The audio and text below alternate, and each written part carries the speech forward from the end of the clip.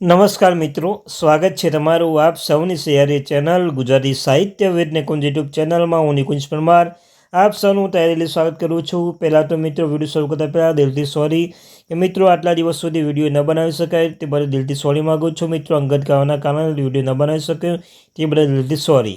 તો મિત્રો, વિડીયો શરૂ કરતાં પહેલાં આજના વિડીયોમાં આપણે વાત કરવાના છીએ આજના લેટેસ્ટ અપડેટમાં કે રાજ્ય સરકારના પેન્શનમાં આજથી આટલો વધારો થશે. તો મિત્રો, વિડીયોની શરૂઆતમાં સારા સમાચાર લઈને આવી છું. જો તમે પેન્શનધારક મિત્રો છો, તમારા માટે આજનો વિડીયો ઉપયોગી બનશે. વિડીયો શરૂ કરતાં પહેલાં જે વોટ્સઅપ અને ટેલિગ્રામ ગ્રુપ બંને બનાવ્યો છે, લિંક ડિસ્ક્રિપ્શન મૂકું છું, અવશ્ય જોઈન થઈ જજો.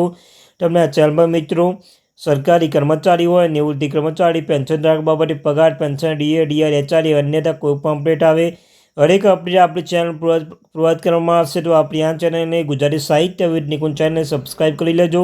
હવે રોજના રોજ મિત્રો તમને આવી નવીન અપડેટ મળતી રહેશે.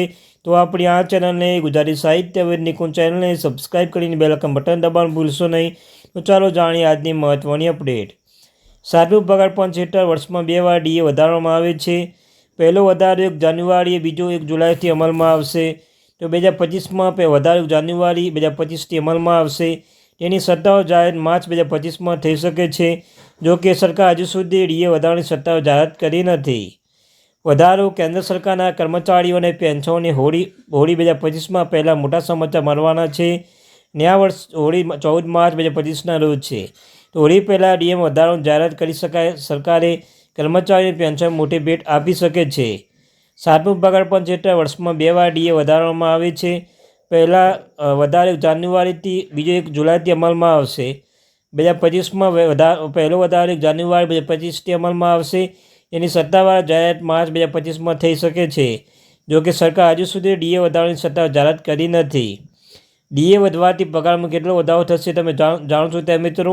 સરકારી કર્મચારીના સંગઠનના મતે આ વખતે મોંઘવારી ભથ્થા 3%થી 4% વધારો થઈ શકે છે. આનાથી કર્મચારીઓના પગારમાં 540 રૂપિયાથી વધીને 720 રૂપિયા પ્રતિ માસ થઈ શકે છે. તો ચાલો આપણે જાણીએ ઉદાહરણ સાથે. જો કોઈ સરકારી કર્મચારી મૂળ પગાર 18,000 રૂપિયા છે, તો હાલમાં તેને 50% ડીએ હેઠળ 9,000 રૂપિયા મળી રહ્યા છે. જો ડીએમાં 3% વધારો થાય છે, તો નવું મોંઘવારી ભથ્થું 9,540 રૂપિયા થશે. એટલે કે તેને 540 રૂપિયા વધુ મળશે. તે સમયમાં ડીએમાં 4% વધવાથી પછી નવું મોંઘવારી ભથ્થું 9,720 રૂપિયા થશે, જેથી 720 રૂપિયા વધુ આપશે. સરકારી કર્મચારીના મોંઘવારી ભથ્થુમાં ડીએ આપવામાં આવ્યું છે. તે સમયે પેન્શનર માટે તે મોંઘવારી રાહત ડીઆરસી આ વખતે જરૂરથી વધુ સરકારી કર્મચારીઓના અને પેન્શનોના વખતે લાભ મળી શકે છે. ગયા વર્ષે કેટલો વધારો થયો હતો? તો સરકારે ઓક્ટોબર 2024માં ડીએમાં 3%નો વધારો કર્યો છે, જે 50થી વધારી 53% કર્યા. માર્ચ 2024માં સરકારે ડીએ 4% વધારીને 50% કર્યો છે. મોંઘવારી ભથ્થામાં કેવી રીતે નક્કી થાય છે? તો મિત્રો, મોંઘવારી ભથ્થામાં ગણતરી ઓફ ઇન્ડિયા કન્ઝ્યુમર પ્રાઇસ ઇન્ડેક્સના આધારે કરવામાં આવે છે. સરકારે છેલ્લા 12 મહિનાના સરેરાશ એએસસીપીઆઈ ડેટાના ધ્યાનમાં લઈને ડીએમાં અને ડીઆઈમાં દર નક્કી કરે છે. કેન્દ્ર સરકાર કર્મચારીઓ માટે ડીએ ટકા છેલ્લા 12 મહિના એએસસીપીની સરેરાશ 115.76/115.76 ગુણ્યા 100. જાહેર ક્ષેત્રમાં કર્મચારીઓ માટે ડીએ ટકા છેલ્લા 3 મહિનાની સરેરાશ એએસસીપીઆઈ ડેટા 126.33/126.33 ગુણ્યા 6. આ મિત્રો, આઠમો પગાર પંચ પહેલાં છેલ્લો મોંઘવારી ભથ્થામાં વધારો આઠમો પગાર પંચ 2026થી લાગુ થવાની શક્યતા છે. તે પહેલાં કેન્દ્ર સરકારના કર્મચારીઓને સાતમો પગાર પંચ હેઠળ વધુ મોંઘવારી ભથ્થામાં વધારો મેળવી શકે છે. આનાથી તેનો માસિક પગારમાં સારો વધારો થઈ શકે છે. Thank you very much. Gujarati સાહિત્ય વિદ નિકુંજને સબસ્ક્રાઈબ કરી લેજો. Thank you.